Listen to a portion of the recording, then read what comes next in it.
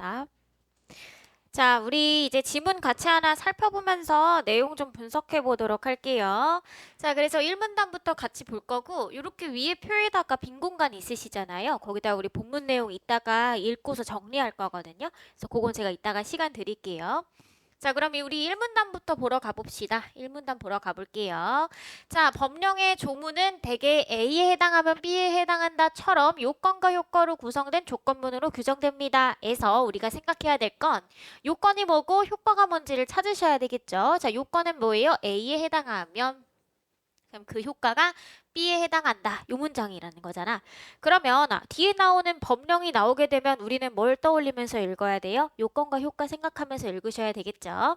자, 밑으로 볼게요. 하지만 그 요건이나 효과가 항상 일의적인 것은 아니다 해서 의리적 체크.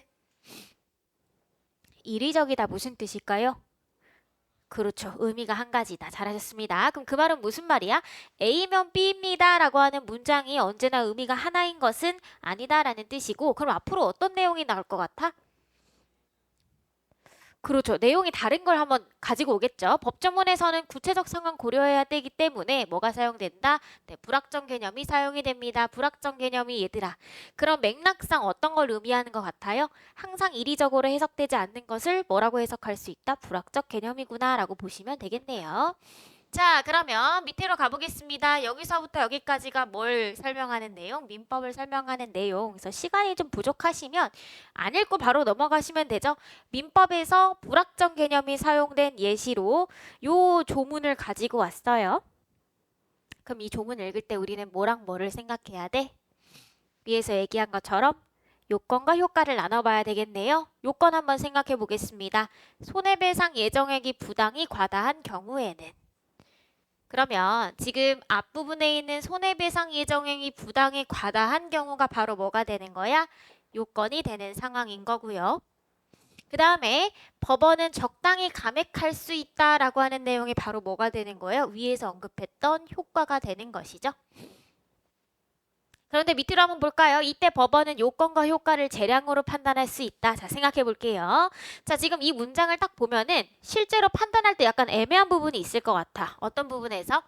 첫 번째, 부당히 과다하다라고 하는 말이 나왔는데 이걸 누가 판단해야 돼요? 법원이 판단해야 되겠죠?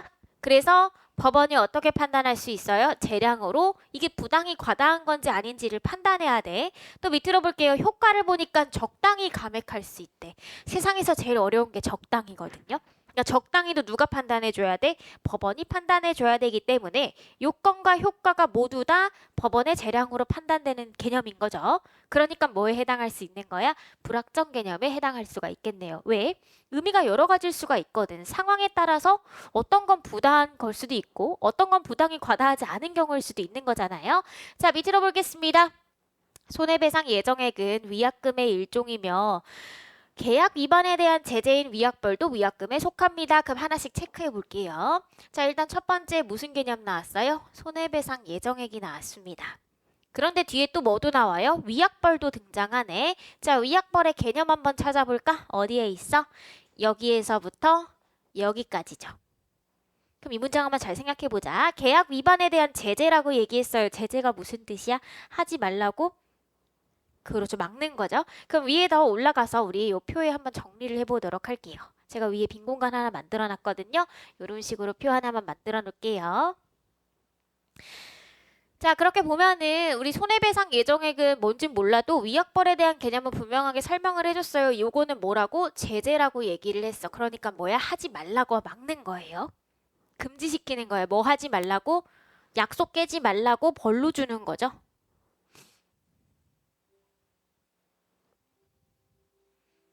자, 그러면 우리 밑으로 내려가셔서 요 개념 한번 살펴보도록 할게요. 자, 위약금의 성격이 둘 중 무엇인지 증명되지 못하면 자, not 증명인 거죠.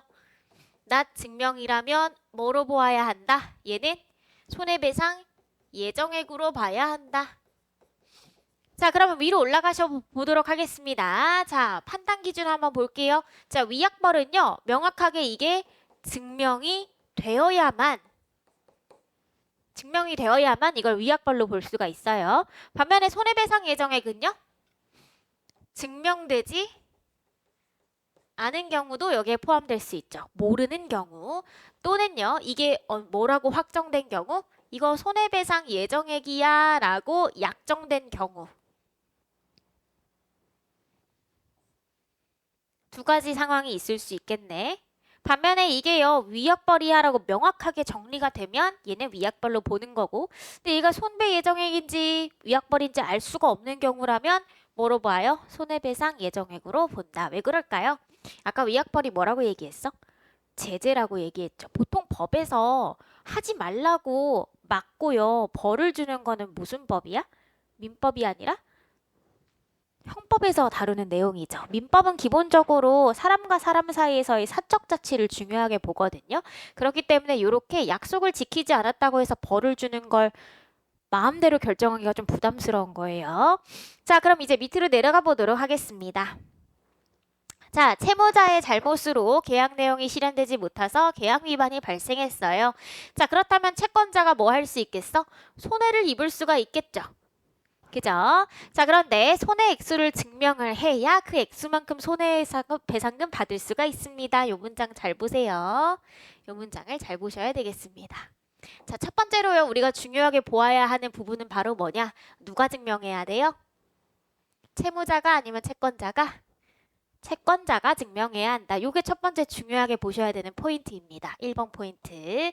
자, 그 다음에 두 번째입니다. 뭐 해야? 증명을 해야 손해배상금 받을 수가 있어요. 그럼 이 말은요. 증명을 안 하게 되면요. 배상금 받을 수 있다? 못 받는다? 그렇죠. 배상금 못 받는다는 뜻이에요. 그러면 요 문장을 다시 바꿔보면 배상금을 받으려면 뭐 해줘야 돼요? 채권자가 증명을 해야 한다. 그러면은 이 손해배상 액수를 증명하는 것은 무슨 조건일까? 필요 조건이에요? 충분 조건이에요? 네, 필요 조건이라는 거 알 수가 있겠죠? 자, 그럼 위로 올라가 보도록 할게요. 자, 지금 봤을 때요. 이 손해배상이 발생했어요. 약속을 안 지켜서. 그럼 그 경우에 누가에게 증명 책임이 있다? 네, 채권자에게 증명 책임이 있다. 자, 이제 밑으로 한번 가보도록 하겠습니다. 그러나 손해배상 예정액이 정해져 있다면 채권자는 증명하지 않아도 뭐만큼? 나의 실제 손해만큼 아니면 예정액만큼? 네, 예정액만큼 손해배상액을 받을 수가 있겠습니다. 자, 그러면 지금 한번 살펴보도록 할게요. 자, 손해배상 예정액은요. 금액 범위가 어디만큼? 손배 예정액만큼 요게 맥시멈이죠. 그죠? 요게 맥시멈으로 여기까지 받을 수가 있고요. 증명 필요하다, 안 필요하다? 네, 안 필요해요. 다만 그냥 손해배상을 내가 하고 싶어. 그럴 때는 누가 증명을 해야 돼? 채권자가 증명을 해야만 받을 수 있다. 그러면 손해배상 예정액이 훨씬 더 편하네요. 왜? 채권자 입장에서는 증명할 필요가 있다 없다? 없으니까. 자, 이제 밑으로 한번 가보도록 하겠습니다. 이때 손해 액수가 얼마로 증명되든 손해배상 예정액보다 더 받을 수는 없습니다. 어디까지가? 손해배상 예정액 깍지가 맥시멈이라는 거 한 번 더 체크하시면 되겠습니다. 한편 위약금은 위약벌이라는 게 증명이 돼야만 위약벌이라고만 볼 수 있겠죠. 자, 증명이 되면 채권자는요. 뭘 받을 수가 있어요? 첫 번째, 위약벌 해당하는 돈 받을 수 있습니다. 근데 문제는 뭐예요? 손해배상 예정액과는 달리 법원이 감액할 수가 없대요. 그럼 위로 올라가 볼게요. 자, 지금요. 위약벌은요. 감액할 수 있다 없다? 감액할 수 없다라고 했는데 자, 손해배상 예정액은요. 어디에서 감액할 수 있다고 했지? 요 문장, 요 조문 보이시죠? 부당이 과다하면 적당히 감액할 수 있습니다. 그러니까 얘는요. 감액 가능합니다. 단 조건부죠. 부당하게 과도하면. 자, 이제 밑으로 내려가 보도록 하겠습니다. 자, 이때 채권자가 손해액수를 증명하면 손해배상금도 받을 수 있습니다. 자, 그럼 위로 한번 가보도록 할게요. 자, 지금 손해배상과 경합할 수 있느냐의 여부예요. 자, 손배 예정액이 있으면요. 별도로 손해배상액을 받는 건 아닙니다. 하지만요. 위약벌은요. 받을 수 있죠. 단 뭐 했을 때? 채권자가 손해액을 뭐 했을 때? 증명했을 때 뭘 받을 수 있다? 채무불이행 책임에 따른 손해배상을 받을 수가 있겠다. 이렇게 정리가 되는 것이죠.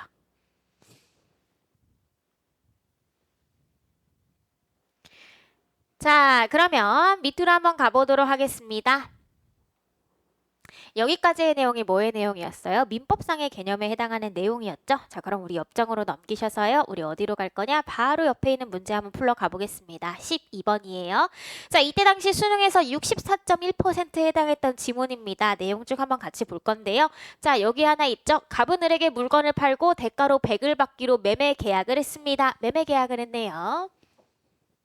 매매 계약은 이미 우리 수능 시험에서 자주 나왔던 계약인 거죠. 자, 그 후 갑이 계약을 위반하여 을은 80의 손해를 입었습니다. 자, 그러면 계약을 누가 위반했어요? 갑이 위반했죠. 자, 여기서 문제가 하나 생깁니다. 지금요, 계속해서요, 약속을 했는데 안 지켰을 때 누구와 누구 사이에 채권자와 채무자 사이에서의 관계를 중요하게 봐야 했잖아요. 자, 지금요, 이 상황의 경우에는 갑은 뭐가 되는 거야? 채권자가 될까? 채무자가 될까? 자, 얘는요. 채무자가 될 수도 있고 채권자도 될 수가 있어요. 하지만 매매계약은 뭐기 때문에 서로가 서로에게 의무를 지게 되는 계약이기 때문에 갑은요. 뭐로 보면 돼? 여기서 채무자라고 보는 게 훨씬 더 편하게 풀 수 있는 방법이겠죠? 자, 그 다음에 을은 뭐예요? 네, 채권자입니다. 그런데 80의 손해를 입었어요. 그렇다고 해서 바로 돈 받을 수 있어? 아니죠. 뭐 해야만 돈 받을 수 있어요? 네, 누가 증명해야 돼요? 채권자가 손해액을 뭐 해야 돼? 증명을 해야만 얘 약속 안 지켰어요. 그래서 저 손해가 생겼으니 손해배상액 주세요라고 요구할 수가 있겠죠. 자, 한번 가보겠습니다. 갑과 을 사이에 위약금 약정이 없었대요. 자, 그러면 1번 한번 가보도록 할게요. 위약금 약정 없었어. 그럼 뭐만 물어볼 수 있어? 약속 안 지킨 거에 대한 손해배상만 물을 수가 있는 거죠. 그러면 을의 손해가 얼마인지 증명되지 못했어요. 자, 증명 못했어. 그럼 받을 수 있다, 못 받는다? 못 받죠? 그래서 지급할 필요 있다, 없다? 애초에 지급할 필요가 없겠네요. 자, 위에 있는 나의 상황을 보러 가보겠습니다. 갑이 을에게 위약금 100을 약정했어요. 자, 위약금 약정이 있었어. 그런데 증명이 안 됐습니다. 증명 안 됐으면 우리 아까 표에서 뭐라고 보기로 약속했죠? 얘는 표 보시면 아실 거예요. 손해배상의 예정액으로 보기로 했습니다. 왜 그럴까요?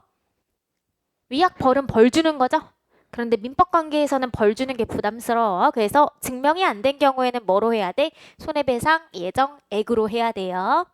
자, 그러면 밑으로 한번 보도록 하겠습니다. 2번이에요. 손해가 80인 게 증명이 완료가 되었고요. 자, 그 경우에는 갑이 을에게 얼마를 지급해야 돼? 자, 이거 뭐였었어요? 손해배상 예정액이었죠? 나는요? 그러면 손해배상 예정액은 채권자가 자신의 손해를 증명하지 않아도 뭐 할 수 있어요? 손해를 증명하지 않아도 받을 수가 있었던 거였죠. 그렇기 때문에 증명되든 안 되든 간에 얘는 뭐 할 수 있어? 100을 달라고 할 수가 있겠죠. 자, 근데 우리 아까 전에 손해배상의 예정액은 감액할 수 있다고 했어? 없다고 했어? 자, 조문에 있다고 했습니다. 위약벌은 안 된다고 했고요. 그래서 법원이 이게 너무 부당하게 과다해 보이면 적당한 선에서 감액할 수 있다라고 했던 게 손해배상의 예정액이었습니다. 따라서 정답은 2번이 되겠죠. 자, 그럼 3번이 왜 틀렸는지 보겠습니다. 자, 손해가 얼마인지 증명이 되지 못한 경우에요. 하지만 이미 무슨 상태야? 손해배상의 예정액이 있었던 상황인 거고요. 자, 을의 손해가 얼마인지 증명되지 못한다 할지라도 야, 너 약속 안 지키면 100만 원 주기로 약속했잖아. 에 따라서 100만 원 받을 수가 있습니다. 다만 손해배상의 예정액은 법원이 보기에 부당하게 과다하면 뭐 할 수 있다고 했어요? 네, 감액할 수 있다고 했으니 법원이 보기에 너무 과하면 감액할 수가 있겠죠. 따라서 3번은 뒤에 때문에 틀렸다. 자, 바로 한번 가보도록 하겠습니다. 갑이 을에게 위약금 100을 약정했는데 그게 바로 뭐였어요? 위약벌이었습니다. 자, 위약벌에 대해서 우리 정리한 표 있으시죠? 그거 보면서 풀면 되겠네요. 자, 4번 보도록 하겠습니다. 을의 손해가 80이라는 게 증명이 됐어요. 자, 그렇다면 일단 첫 번째로 뭐 달라고 할 수 있어요? 야, 너 나랑 위약벌 약정했었지? 위약벌 약정했으니 얼마 내나? 약정 얼마로 하기로 했어요? 100 주기로 약속했으니까 너 나한테 100 줘. 가능하죠? 그 다음 얘들아 위약벌은요 감액할 수 있다 없다? 감액이 얘는 불가능합니다. 근데요 두 번째로는요 제가 아까 전에 뭐라고 얘기했죠? 위에 있는 표 다시 한 번만 가볼게요. 자 표에서 우리 뭐라고 얘기했냐면 제가 마지막에 손해배상과 같이 청구할 수 있느냐에 대해서 살펴봤습니다. 그런데 위약벌의 경우에는 채권자가 손해를 증명하면 같이 청구할 수 있다고 얘기했던 거 기억나시죠? 자 그러면 우리 문제풀로 한번 가보도록 하겠습니다. 자 이 경우는요 무슨 상황이야? 위약벌이기 때문에요. 얘가 손해를 별도로 증명을 한다면 뭐도 같이 청구할 수 있어요? 어머나, 네 화면이 잘 안 나오네요. 네 이런 경우에는 손해를 증명했으니까 손해배상액으로 얼마? 80을 별도로 청구할 수 있습니다. 왜요? 본문에서 이거 두 개는 같이 청구할 수 있다고 했으니까요. 그쵸? 그래서 뭐 때문에 틀렸어? 180을 지급해야 되는 건 맞거든요. 하지만 법원이 감액할 수 있다 없다? 감액 못한다고 했습니다. 자 5번입니다. 자 근데 이번에는요 손해가 얼마인지 증명이 안 됐습니다. 그렇다면은 4번에서 동그라미 1번과 동그라미 2번 중에 얘는요 손해를 증명해야만이 청구할 수 있었던 거였는데 증명을 못했죠. 그럼 뭐만 청구할 수 있어? 위약벌만 청구할 수 있겠네. 그래서 문제는 액수가 틀렸죠? 100을 지급해야 한다라고 얘기해야 되겠네요. 그래서 정답 몇 번이다? 2번이 정답이다. 이렇게 푸시면 되겠고요. 자, 이 문제는요. 왜 헷갈렸을까요? 개념이 여러 가지가 나왔어. 개념이 총 3가지가 나왔는데 위약금도 나왔고요. 또 뭐도 나왔어요? 손해배상액도 나왔기 때문에 이 두 개를 구별하면서 푸시는 게 가장 중요했다. 자, 그러면 우리는 다시 본문으로 넘어가 보도록 하겠습니다. 우리 어디까지 봤냐면 불확정 개념에 대한 요 민법상 적용까지 봤고요. 다음 문단은 뭐예요? 행정법령에도 어떻게 적용되는가입니다. 자, 근데요, 요 문장 잘 보도록 해볼게요. 아유, 네. 행정법령은 행정청이 구체적 사실에 대하여 행하는 법 집행인 행정작용을 규율하는 내용입니다. 그런데 법령상 요건이 충족되면 그 효과로 반드시 해야 되는 것이 있어요. 그걸 뭐라고 하냐면 기속행위라고 합니다. 그러면 우리 계속해서 1문단에서 무슨 얘기 나왔어? 요건과 효과에 대한 관계 얘기했었던 거 기억나시죠? 자, 이 말은 뭐예요? A가 됐어요. 그러면 B가요? 요 B라는 게 어떻게 이루어져야 돼? 반드시 이루어져야 되는 경우를 우리는 뭐라고 봐요? 기속행위라고 봅니다. 내용 이해되시죠? 자, 그렇지만요. 법령상 요건이 충족되더라도 그 효과의 내용을 고를 수 있도록 재량이 주어졌습니다. 그럼 이건 무슨 말이에요? A인데 B까지 가는 과정이 반드시인 게 아닌 경우라는 뜻이죠. 할 수도 있고 안 할 수도 있고 다른 걸 할 수도 있고 재량에 달려져 있다라는 뜻입니다. 자, 이런 걸 우리는 재량행위다라고 보내요. 간단하게 기속행위와 재량행위는 둘 다 행정청이 하는 거지만 차이점은 반드시 해야 하는지와 반드시 하는 게 아닌지에 따라서 구별이 되겠네요. 기억하시면 되겠고, 법령에서 불확정 개념이 사용되면 대체로는 체크하셔야 돼요. 대체에다가 체크하셔야 되겠습니다. 100%가 아니라 많은 확률로 뭐다? 재량행위다. 이렇게 생각하시면 되겠네요. 자, 내려가 보도록 하겠습니다. 행정청은 재량으로 재량 행사의 기준을 명확히 정할 수 있습니다. 에서 자, 재량 행사의 기준 자체도 뭐로 정할 수 있대요? 그것조차도 뭐로 정할 수 있어? 재량으로 정할 수 있습니다. 그렇게 해서 결정된 게 바로 뭐냐? 재량 준칙입니다. 재량 준칙은 법령이 아니기 때문에 준칙대로 안 한다고 해서 위법한 것은 아니죠. 법이 아니니까. 다만 이미 재량 준칙대로 오랫동안 해왔어. 그럼 뭐가 형성돼요? 선례가 만들어지죠.